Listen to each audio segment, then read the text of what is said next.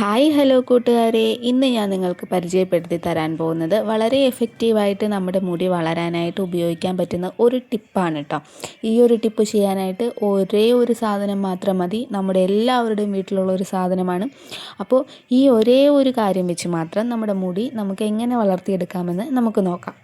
അപ്പോൾ മുടി വളരാനായിട്ട് ഏറ്റവും എഫക്റ്റീവായിട്ടുള്ള ഒരു സാധനമാണ് ഉലുവ.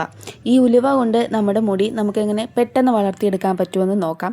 അപ്പോൾ നിങ്ങൾ ആദ്യം ഇതേപോലെ ഒരു 1-2 ടീസ്പൂൺ ഉലുവ എടുക്കുക. അതിനുശേഷം അല്പം വെള്ളം ഉപയോഗിച്ച് ഈ ഉലുവ കഴുകിയെടുക്കുക. കാരണം അതിൽ പൊടിയും മണ്ണും ഒക്കെ ഉണ്ടാവും, അഴുക്കൊക്കെ ഉണ്ടാവും. അതൊക്കെ ഒന്ന് പൊയ്ക്കോട്ടെ. അപ്പം നല്ല രീതിയിൽ തന്നെ ഉലുവയൊന്ന് കഴുകിയെടുക്കുക.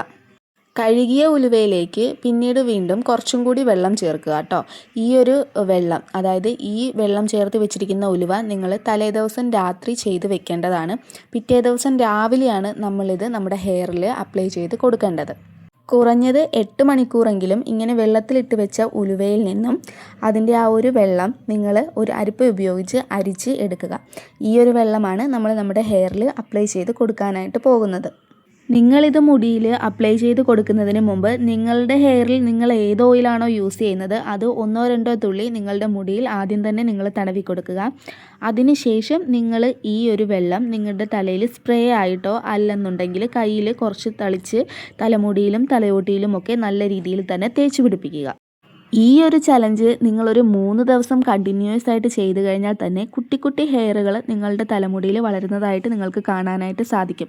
ഇത് ആണുങ്ങൾക്കും പെണ്ണുങ്ങൾക്കും ഒരേപോലെ യൂസ് ചെയ്യാൻ പറ്റുന്ന ഒരു സൂപ്പർ ടിപ്പാണ്. അപ്പോൾ നിങ്ങൾ ഉപയോഗിച്ച് നോക്കിയിട്ട് നിങ്ങളുടെ അഭിപ്രായം നിങ്ങൾ കമൻ്റായിട്ട് രേഖപ്പെടുത്തുക. അപ്പോൾ ഇതുപോലെയുള്ള ടിപ്സിന് വേണ്ടിയിട്ട് ചാനൽ സബ്സ്ക്രൈബ് ചെയ്ത് സപ്പോർട്ട് ചെയ്യുക. വീഡിയോ ഇഷ്ടപ്പെട്ട് കഴിഞ്ഞാൽ ഒരു ലൈക്കും കൂടി ചെയ്യുക. പുതിയൊരു വീഡിയോയുമായിട്ട് വരുന്നത് വരേക്കും ബായ്.